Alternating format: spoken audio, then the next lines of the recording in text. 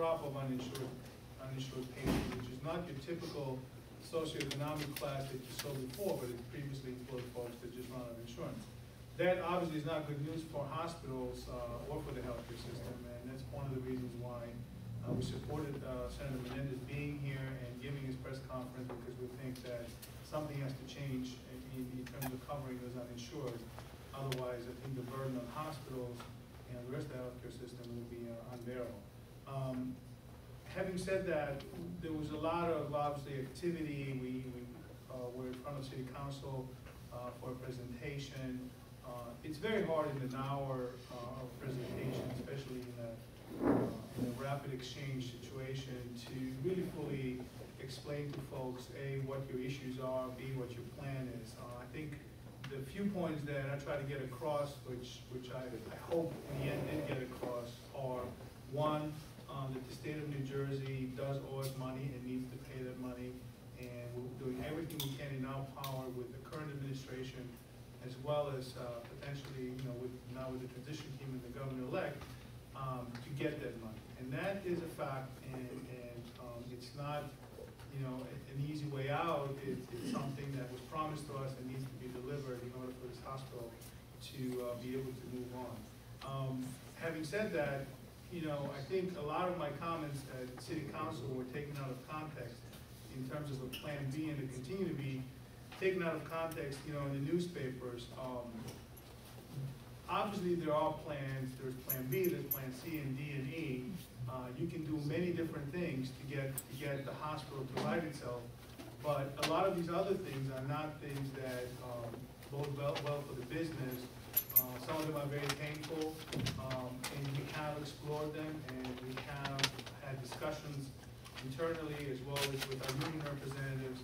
But the goal that we have here as a hospital is to make sure first that we get paid for the services that we provide, and then barring that, and if that reimbursement is not at the level that it needs to be, do then the internal things that we need to do to survive it, and that we will do. I can't go into a lot of detail other than to say that we have promised our employees that we're going to maintain jobs during this tough year of 2010. We're not going to put people out in the street. Having said that, we're working with the unions to find ways to reduce labor costs without impacting jobs. And there are ways, and I have to say that we hope to get a creative dialogue with them. We started this dialogue so that we get the savings we need without impacting jobs and losing benefits for employees. There's a number of other initiatives that we're looking at, but the overall requirement here is that we cut expenses by about $1 million a month, which is doable. It's a little less than 10% of our budget. It's approximately 7%, 6.5% to 7% of our expense budget. It's certainly doable. And that's on the expense side. On the revenue side, there are several initiatives that, again, with the assistance of the state representatives that we're soliciting, we want to put in place. And one of them I spoke briefly at the City Council meeting, and again, I cannot, disclose to you who the partners are that we're talking to, but we are talking to several large institutions about a potential affiliation. And that affiliation will do a number of things for us. One is it will let this institution the credibility of an institution that is larger and has established themselves in the market as a leader in quality care. And that's not to say that we don't provide quality care.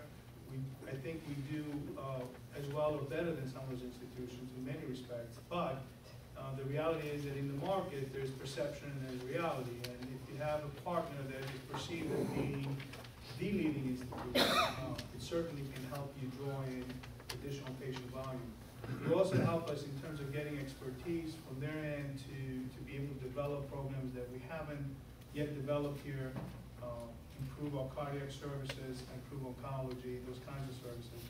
And frankly, we're also looking at finding a way to put more pressure on managed care companies to negotiate better rates for us, because as a single hospital, unaffiliated, your chances of negotiating significantly better rates are not as good as if you are in a bigger institute with a bigger institution affiliated with 17,500 paying patients out of this county every year to other New Jersey hospitals. And unless we solve that issue, and unless we start keeping some of those folks here, none of the Hudson County hospitals can do it. I mean, it's not by chance that there are several Hudson County hospitals that are on the ropes. I mean, none of the Hudson County hospitals are comfortably profitable. Actually, none of them are profitable. None of them are comfortable in their operations. All of them are looking at ways to quote-unquote survive. So that's the main reason. The main reason is we don't keep those paying patients here, they go elsewhere. And other counties don't have that problem. You're not going to see Bergen County patients leaving that county to go somewhere else. We also talked a little bit about the managed care contracting piece, and that's an important piece. We need to have better rates with our managed care companies, as I said before. There are ways to do it that are more drastic, and we're looking at everything, but we also want to be mindful of the community. We have been watching closely what's happening at their home, and the impact that their decision to get out of all the managed care contracts in short order, the impact it has had on the community. And it's not an easy thing for the community to absorb because it's very difficult. Patients get very fearful, especially the more senior patients, about where they're going to see their care, what they're going to be stuck with in terms of bills if they're out of network. And so generally, it's not an easy solution, but if we need to, we'll do it. And we'll do it in a way that we communicate with our community and they understand what we're doing. The far better way is to have leverage, and that's what we're trying to get. We're trying to get some more leverage to get better rates. But we have initiated a conversation with all of these payers, and we've told them they need to come to the table and have at least dialogue with us on better rates. At this point, the board has any questions? That was essentially my report. Are not, well, physicians are not immune to perception either. But you're seeing more and more of an informed consumer in the patient clientele where they do their research, they go online, they look at scores, they look at, they listen to the ads on the radio. So I think it's a combination. They'll go to the doctor's office and say, well, but doctor, can I have my hip at X? And also the physician may also feel that, hey, if I send my patient there, they'll feel that I'm sending them to a better place because that's the place that's in the news. So I think it's a combination. On the employee side about, what are we going to, how is this looking for us, what are we doing here? There's anxiety on the seniors because they, and not just the seniors, but the community at large that use this hospital in terms of, will it be here for me to get my services? And there's anxiety on the taxpayer side about, what impact does it have on me? And certainly the city council has, every right to be questioning me about, what are you going to do? What's going on? I think where things kind of got a little out of scope, I think, is when you start asking and saying, well, what did you do last year? And who, frankly, I'm not the person to ask. And I said to them, I'm not, absolving myself of my current responsibilities, but I think some of that, emotional, undercurrent was directed at me because there frankly was nobody else to receive it.